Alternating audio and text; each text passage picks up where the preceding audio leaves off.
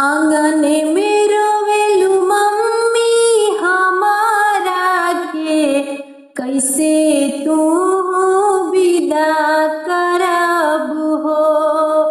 काट के करे जा बेटी हो बनाई ले अब तोहर के विदा करब हो। काट के करे जा बेटी हो बनाई ले अब तोहरो के विदा करब हो।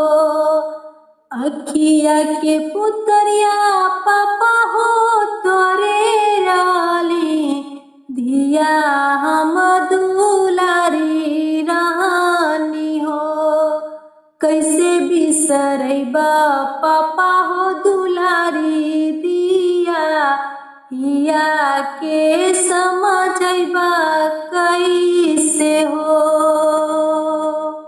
बगिया के पुलवा बेटी हो तू ही रहलू, तू ही घर के कोयलिया रहलू हो। पड़त से नुरवा बेटी हो पराया होइबू, तू त बस पाहुनवा रहलू हो। पड़त से नुरवा बेटी हो पराया भइलू, तू त बस पाहुनवा रहलू हो।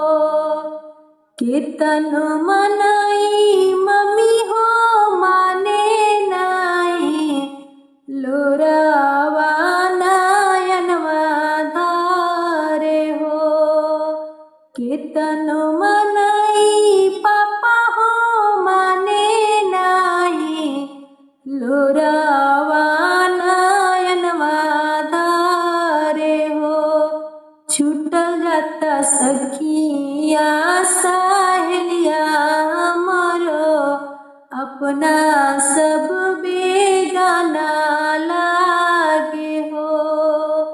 दुनिया के रीत बेटी हो इहे बाटे, इहे दसतुर बाटे हो। दुनिया के रीत बेटी हो इहे बाटे, इहे दसतुर बाटे हो।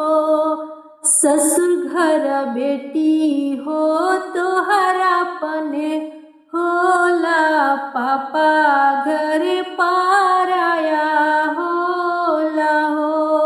ससुर घर बेटी हो तोहर अपन हो